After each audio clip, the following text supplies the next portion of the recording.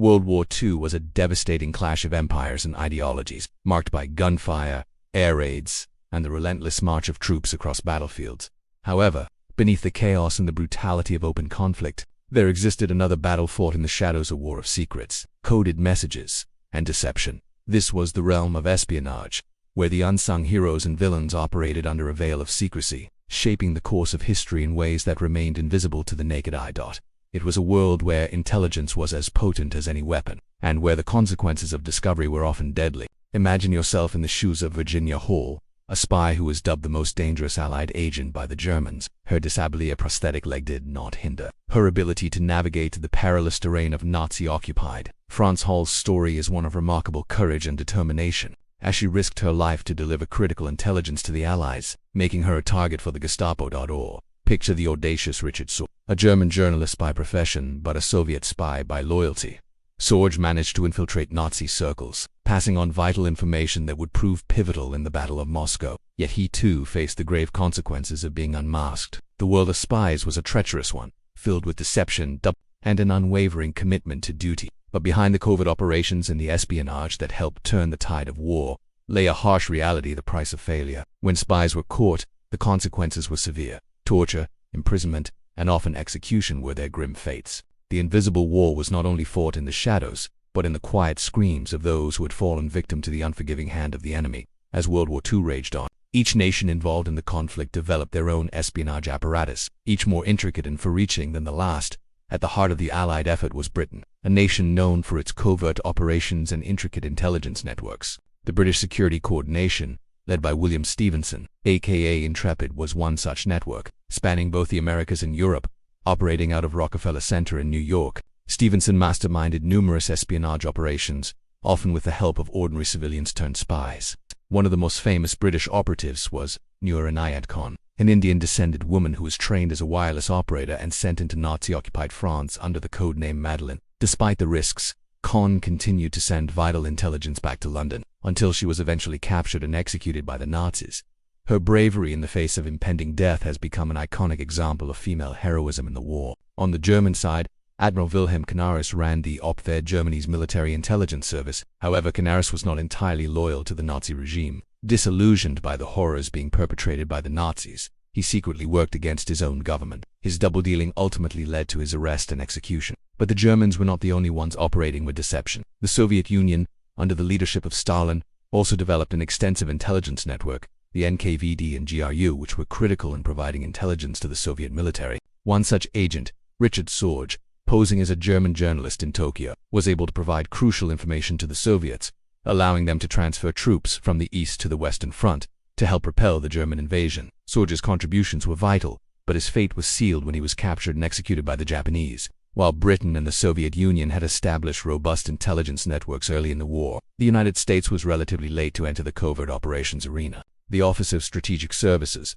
the precursor to the CIA, was formed in 1942 and played a significant role in espionage and covert operations during the war. The OSS, under the leadership of General William Wild Bill Donovan, conducted intelligence-gathering operations, organized sabotage missions, and assisted resistance movements across Europe. Their efforts helped to cripple the Axis war machine in ways that were invisible to the public but devastating to the enemy. One of the most important aspects of American espionage was the work done by individuals who infiltrated enemy lines to relay crucial intelligence. These spies often operated behind enemy lines, transmitting information about enemy movements, fortifications, and plans. Their work often altered the course of battles and had a profound impact on the outcome of the war.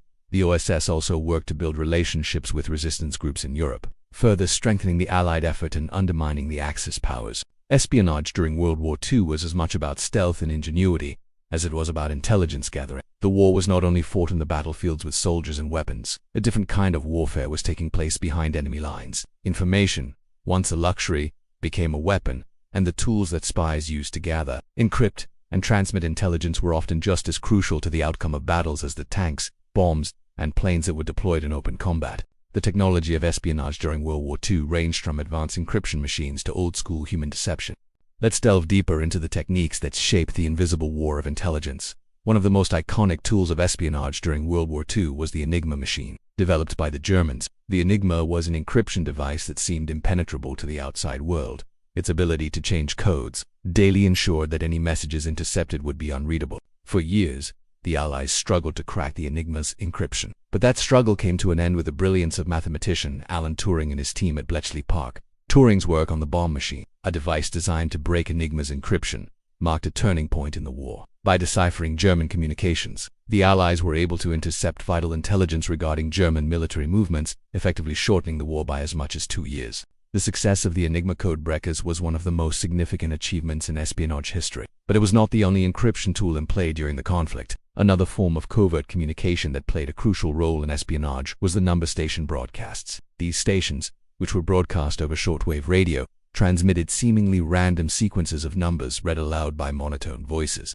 The messages were in code, and only those with the correct key could decode them.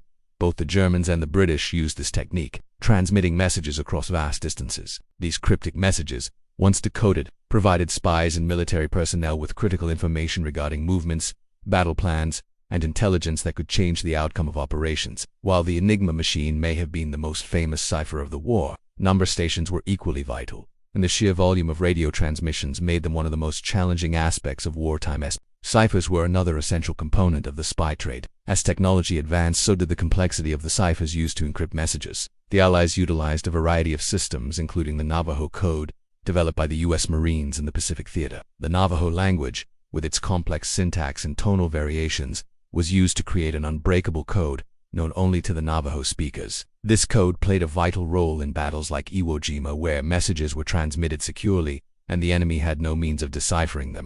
The Germans, on the other hand, used their purple cipher, which was eventually cracked by American cryptographers in an operation codenamed Magic.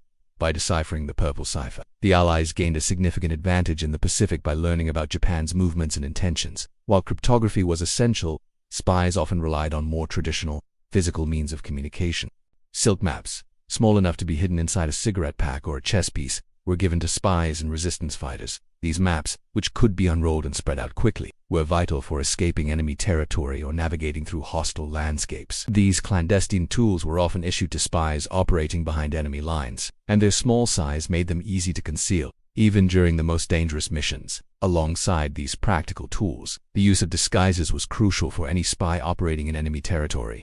The ability to blend in, adopt different identities, and escape detection was a key skill for survival. One of the most famous examples of disguise and deception was Juan Pujol García, a Spanish double agent known by the code name Garbo. Garcia had convinced the Germans that he controlled a network of spies operating in Britain when, in fact, he was feeding them false information. His success in deception was so effective that he was awarded the Iron Cross by the Germans and the Member of the Order of the British Empire by the British for his role in misleading the Germans about the location of the D-Day landings. His skill in subterfuge and the art of deception helped the Allies successfully execute one of the most significant military operations of the war. Lipstick pistols. Another example of espionage ingenuity were miniature firearms disguised as everyday objects. These covert weapons were small enough to be hidden on a spy's person, and were often used in the most dire circumstances. For example, an agent might carry a lipstick pistol as a means of self-defense when faced with imminent capture. These tiny, unassuming weapons symbolized the remarkable resourcefulness of the spies who wielded them. Spies often relied on simple but highly effective tools that could make all the difference when trapped behind enemy lines. The pigeon post was yet another ingenious method of communication employed by spies. During World War II,